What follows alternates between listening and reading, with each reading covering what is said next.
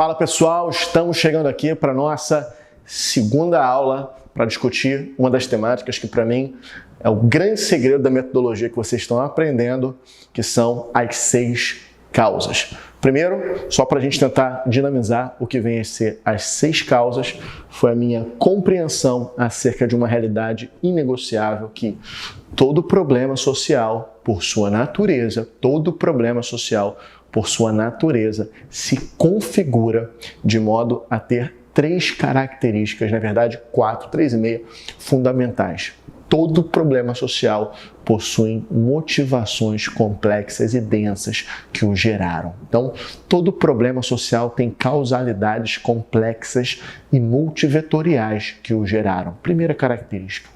Segunda característica, todo problema social grave, todo problema é passível de ser atenuado, é passível de sobre ele se exercer atitudes. Além disso, todo problema social produz novos efeitos, normalmente ruins. Então, todo problema social tem motivações densas e complexas que o geram.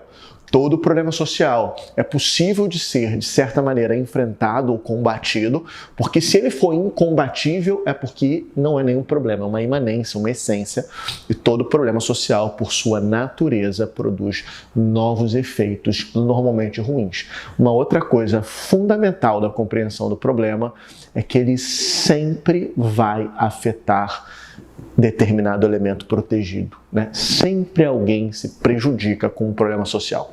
Então, dentro desse estudo complexo, a nossa visão foi, se a gente compreender as causas mais frequentes que geram um sem número de problemas sociais, se a gente compreender quais são as condutas mais frequentes capazes de melhorar um sem número de problemas sociais, e se a gente compreender os efeitos mais frequentes que um sem número de problemas sociais produzem, a gente vai ter compreendido uma espécie de base necessária para compreender aquilo que está por trás do problema. E aí é só compreender a peculiaridade de cada tema, que em geral o próprio tema de redação do Enem já te conta. A nossa visão foi essa. Em 2016 foi criada as 6 causas. Em 2018 e 2019 foram criadas e desenvolvidas as consequências e os caminhos. Nunca até aqui falhou esse material. Sempre deu para colocar. A gente já fez análise comparativa colocando os 26 temas do Enem nos nossos olhos e colocando a percepção clara que em todos os 26 temas que já foram cobrados, as causas ou as consequências adentravam com muita tranquilidade, com muita facilidade. A outra parte interessante desse método é que quando você aprende as causas, você vai aprender não só as causas, como as causas da causa, como é que eles se fundamentaram historicamente, como que se dá para relacionar e, por fim, as citações de apoio que analisam a causa do problema e a causa em sua relação com o problema. Até hoje também nunca falhou. Quando a causa entra, a citação da causa também entra. A gente não acha que isso dá conta de todo o processo, mas que é uma base de segurança essencial, capaz de te fazer conseguir desenrolar quase todas as redações do planeta, garanto que são. Então, as 6 causas torna-se um dos capítulos mais importantes da nossa história. Capítulo esse capaz de simplesmente nos fazer ter base para aprofundar complexamente todos os temas do Enem até aqui. Talvez o Otimiza não estivesse aqui se não fosse o capítulo As 6 Causas. Talvez a nossa metodologia não estivesse até aqui se não fosse o capítulo As 6 Causas. Então, quer seja você, meu aluno, das escolas em que eu trabalho, ou aqui do Otimiza, saiba, as 6 possibilidades de compreensão temática estão por trás de toda a nossa linha argumentativa. Bom, então vamos começar a desenrolar o nosso material em cima das nossas primeiras causas. Vimos, né, que a primeira causa importante que a gente tem para trabalhar, a primeira causa seria a compactuação da sociedade. Então, se a gente lembrar como é que se dá a estrutura da compactuação da sociedade, a gente vai verificar algumas coisas. A compactuação da sociedade é um termo que vem de pacto, né? Estar de acordo com o agente motivador central. A compactuação da sociedade, portanto, a gente subdividiu-a em 3 elementos basilares. Quais são os 3 elementos basilares? Primeiro elemento fundamental, a compactuação por silenciamento, a compactuação por reprodução e a compactuação por manipulação, quando você escolhe no que acreditar. Então, a gente tem 3 possibilidades de compactuação social. A compactuação por silêncio, quando a população opta por se omitir, por calar-se diante do problema, resignando-se, tornando passiva, ficando emudecida, tolerando. A compactuação por reprodução, quando não só ela se cala, eu deixei alguma coisa aqui na frente, deixa eu tirar. A compactuação por reprodução, quando além de a população naturalizar a opressão, ela própria é a agente causadora daquela opressão. E por fim, quando a população opta por ser moldada socialmente em relação a alguém que se beneficia contra esse elemento. Então repara que a gente tem a compactuação da sociedade como sendo um agente causador do problema, e essa compactuação da sociedade, ela se desenvolve em expressões distintas. Eu posso compactuar pela minha omissão, eu posso compactuar reproduzindo aquele elemento opressivo, e eu também posso compactuar permitindo-me acreditar em determinado elemento. Então, muitas das vezes, quando a gente odeia algo, quando a gente é indiferente a algo, quando a gente tem pulsão para determinado elemento, a gente busca informações, busca embasamento, busca pesquisa para a gente continuar com aquela convicção. Isso é muito interessante também. Então, a grande discussão desse parágrafo, em que a gente encontra a compactuação da sociedade como eixo norteador central, seria: haja vista a população compactuar de determinadas maneiras, por que a população compactuaria de determinadas maneiras? A nossa reflexão é muito clara. Se a população se omite, se cala, se silencia, permite a existência da fome, se ela fica emudecida, inerte, passiva em relação à fome no Brasil, a pergunta-chave é: por que a população se comportaria de modo omisso? Se a população é uma reprodutora do fenômeno do racismo, por quê? De onde vem? Quais são os fatos geradores dessa percepção comportamental da população? Por que ela se cala? Por que ela é racista? Por que ela reproduz? Por que ela ri das brincadeiras? Por que ela não contrata, né, um negro, por exemplo, para desempenhar uma determinada função? Então, de onde vem o fato gerador? Ou, se ela busca conhecer só e somente só uma versão sobre um fato, acreditando cegamente nesse elemento que nitidamente ela está sendo manipulada, por quê? Por que ela só escuta aquele jornalismo? Por que ela só escuta aquele grupo? Por que ela só lê aquelas reportagens daqueles repórteres que sempre vão concordar com aquilo que a gente sabe que eles vão concordar? Então, existem certos repórteres que, quando ele vai falar, não importa. Ele sempre vai defender, como se a função dele fosse defender. Então, por quê? O que leva, né? O que leva você a acreditar nesse elemento? O que leva você a acreditar? Então, esse é o mecanismo. Marcelo está me parabenizando porque eu beijei um bagulho que sobre o chão caiu. Não, eu vou pegar a coronavírus. Pegou com a sola do sapato. Tô ferrado. Ainda bem que eu tenho histórico de atleta. Tô brincando. Ironia. Então, vamos lá. Tentar mergulhar a escala. A gente foi, né? Então, por que população? Porque ela concorda com aquele fenômeno opressivo, porque ela é indiferente, porque ela não tem capacidade cognitiva a compreender a complexidade que envolve aquela temática, e desinteressada também não pesquisa por conta desse outro fator. Essa foi a linha argumentativa primordial do tema exclusão educacional dos surdos. A maioria da população ela fica muito calada em relação a isso porque ela simplesmente não compreende, nunca pensou, não estuda, está pouco se lixando, ela está muito mais preocupada com o churrasquinho do final de semana do que ficar se inteirando com assuntos de minoria, né? Porque a população muitas vezes se mostra cega. E essa cegueira é intencional, que mais uma vez vou fazer aquela referência ao livro Ensaio sobre a Cegueira, do José Saramago, que é a minha leitura da semana. Pô. A cegueira é antes da cegueira. No livro todo mundo fica cego em um dado momento e é uma distopia sobre uma sociedade que de um dado momento todo mundo vai ficando pouco a pouco cego, mas não tão pouco a pouco. Então uma sociedade de cegos, como é que ela se comporta? Como é que ela se organiza? Qual é o caos que ela vai se transformar? E a grande lição é, as pessoas já são cegas há muito tempo.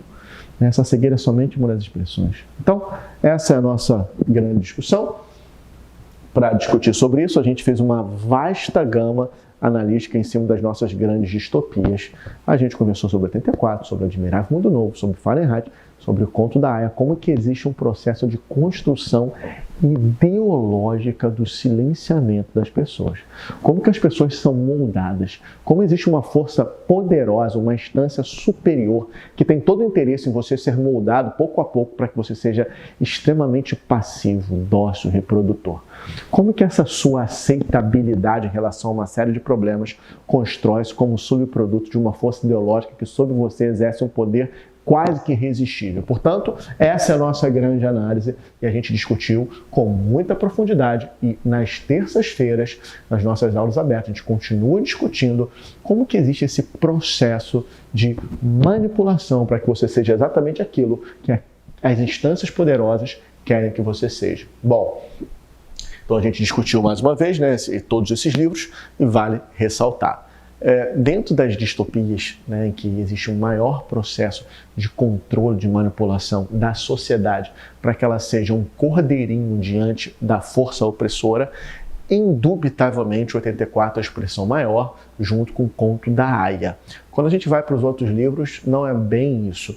No Laranja Mecânica, né, que é uma obra essencial, que tem um filme espetacular, a gente observa que o Alex, ele sofre esse processo de moldagem para que ele seja exatamente aquilo que a sociedade espera dele, mas é um caso específico. Quando a gente vai para o 84, que é um livro incrível que você precisa ler, e no Conto da Aia, você verifica que existe uma instância política gigantesca moldando você para ser ou uma aia ou um habitante de Oceânia, portanto, sempre passivo, né? Sempre passivo. E tanto o Conto da Aia quanto Winston discute exatamente isso, que é a não aceitação das personagens centrais da obra em relação a esse poder ideológico.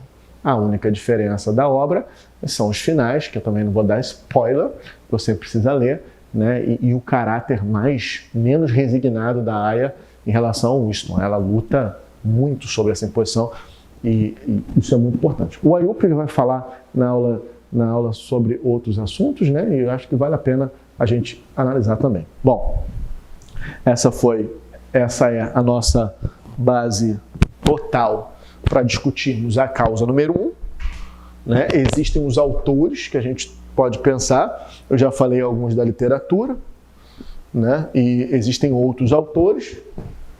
Esses autores, dentro da sociologia, eu vou te ditar os conceitos, você pode estudar normalização de Foucault, fábrica de sujeito de Deleuze, você pode entender fatos sociais de Durkheim, ação social de Weber e hábitos de Pierre Bourdieu como conceitos sociológicos que você pode dar uma pesquisada prévia para que você consiga embasar sem nenhum problema esses argumentos, certo?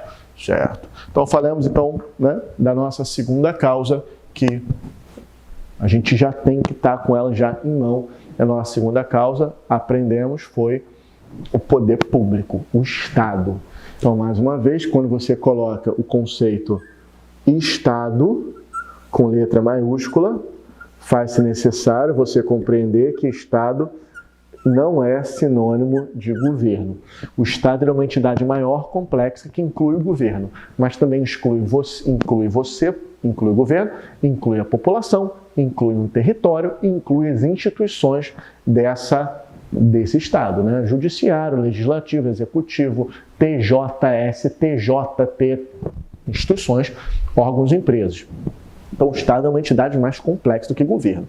Quando você ganha uma eleição presidencial, por exemplo, você é o chefe do poder executivo daquele Estado. Ou seja, você não é o Estado. Então, o governo e o Estado eles são usados como sinônimos de modo mais ou menos errado. Eu não vou falar para você não usar, porque até eu, de vez em quando, coloco o Estado como governo, mas tem essa diferença. Né? O meu apaga-blusa está na frente. Tranks. Então, vamos lá. Quando a gente fala, por exemplo, que o Estado é ineficiente, não precisa se ofender, né? Que eu estou falando mal do meu candidato. Não, o Estado inclui eu, inclui o Witzel, inclui o Crivella, inclui o Bolsonaro, inclui os ministérios, inclui o STJ, inclui o Fux. O Estado é a política, né? Então, inclui a população e governo depende do governo. Se for municipal, federal, estadual, a gente está falando de outra questão. Então, o Estado, dentro da nossa crença, ele é ineficiente. E não é da nossa crença, ele é ineficiente. O Estado não garante os direitos que ele próprio disse que garantiria. O Estado, ele é um traidor a priori. Por quê? A gente abre no preâmbulo da Constituição, o textinho inaugural que tem na Constituição, e ele é muito claro, né? Nós, representantes do povo, reunidos em Assembleia Nacional Constituinte, promulgamos a seguinte Constituição que tem...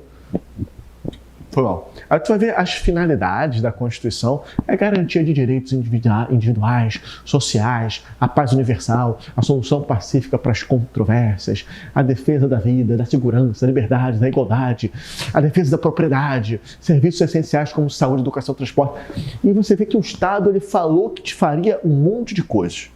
Só que o Estado não cumpre aquilo que ele disse que cumpriria. Portanto, ele cria uma lei, sanciona a prova, nós temos essa função e ele não cumpre a função dele. Logo, o Estado ele já dá o seu primeiro passo engatinhando como um elemento ilegal. Né? Por quê? Porque o Estado é um primeiro a não cumprir lei.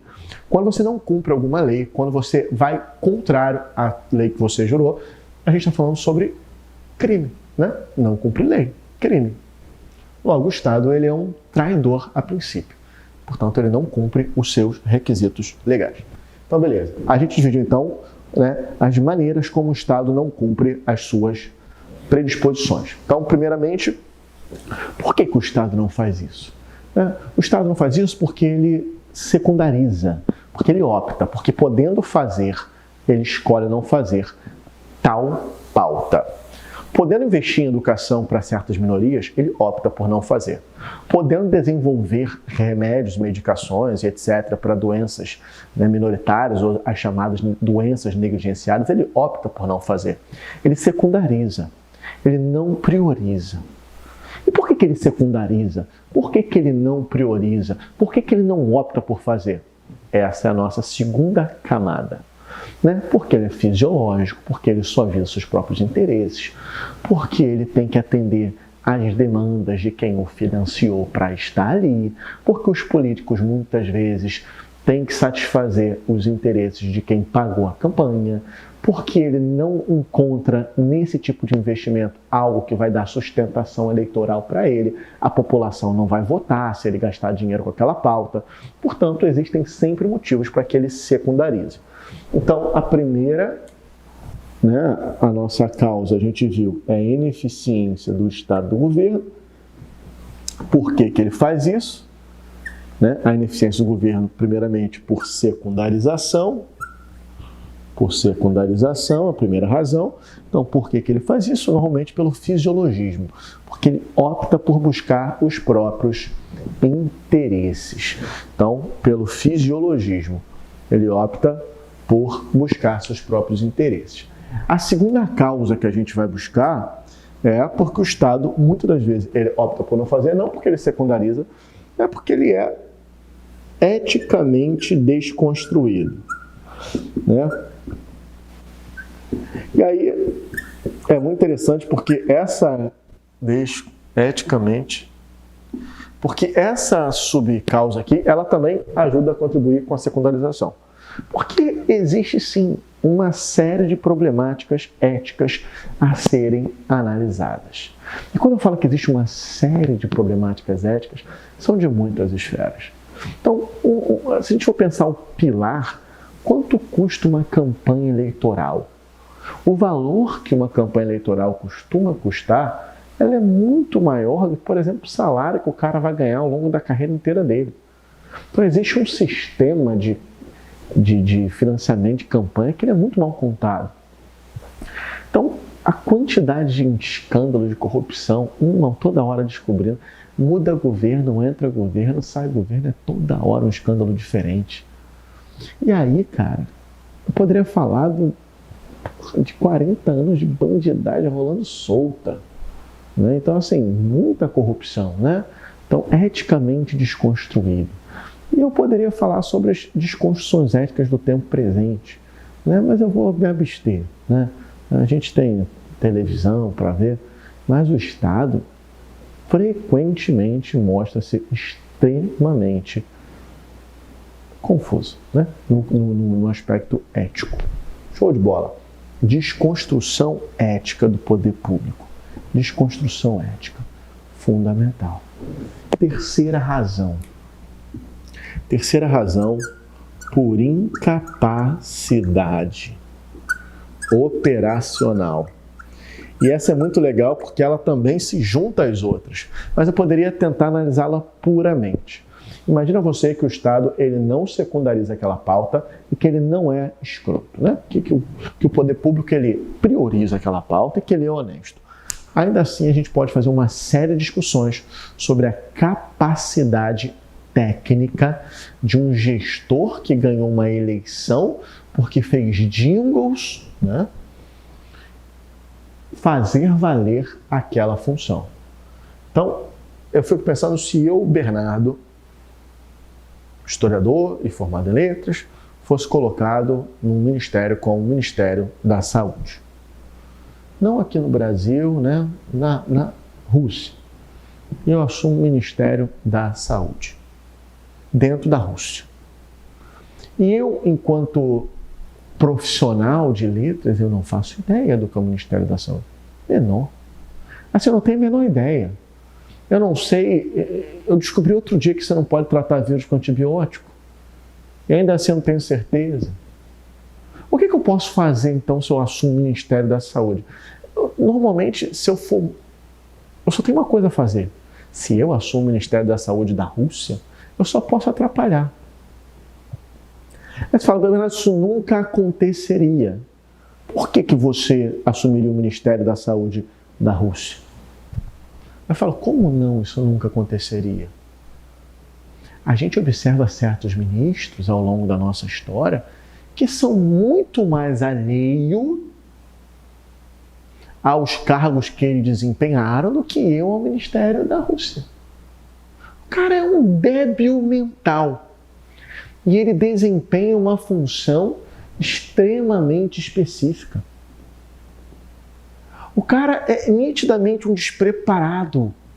Ele não é daquela área, ele nunca pensou naquela área, ele nunca pesquisou, ele não tem artigos naquela área e ainda assim ele é colocado ali por conta de arranjos e rearranjos políticos. Eu poderia dar uma porção de exemplos. Assim, o cara é um despreparado, o cara não sabe nem escrever, vai cuidar de educação. Não vou dar. Mas isso acontece à torta e à direito. Então, quando a gente fala sobre incapacidade operacional, é muito o teor do que é político. Porque você nunca vai virar CEO de uma mega empresa porque você ganhou voto, porque você é querido. Para pensar.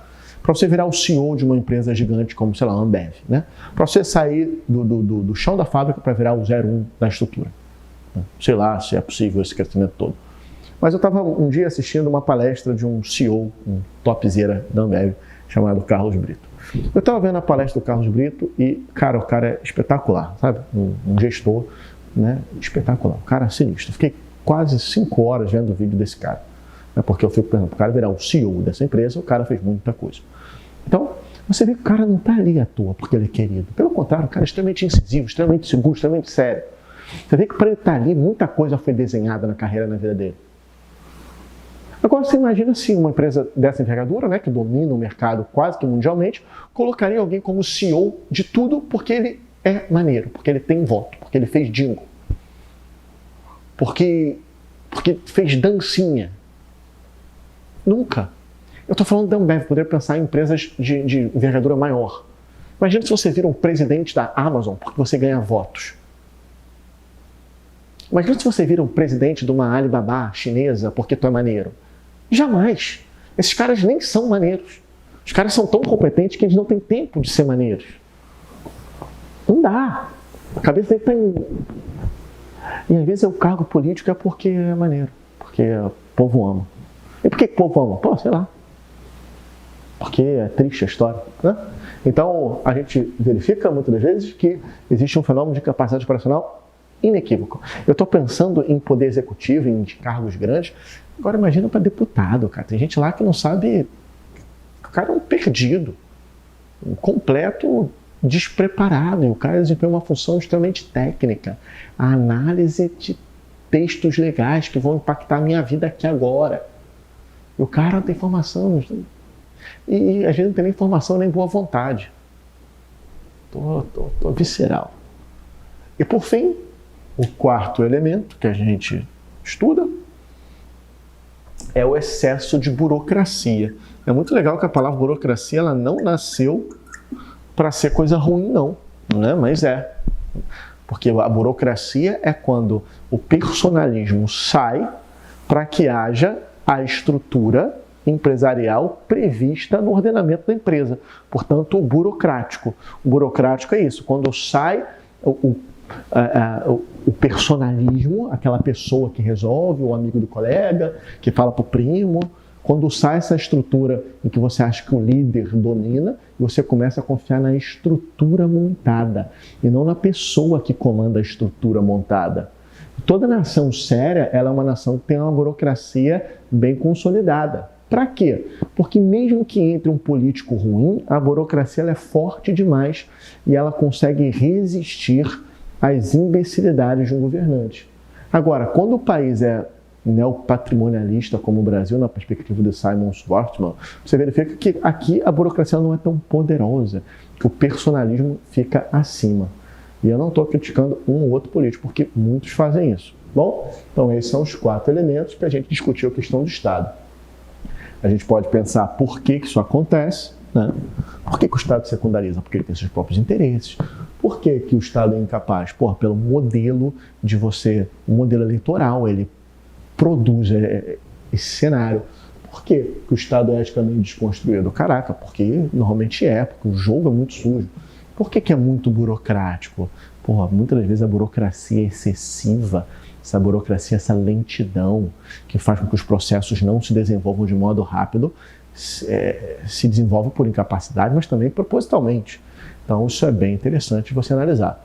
Analisar um Estado secundarizador, incapaz e eticamente desconstruído à luz das distopias é uma moleza.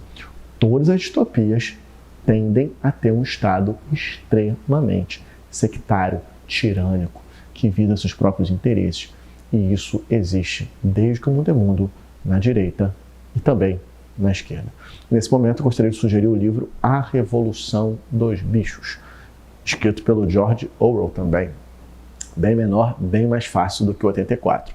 E uma coisa muito importante que eu gostaria para falar é que a nossa luta ela não tem que ser comunismo e capitalismo, ela tem que ser democracia versus tirania.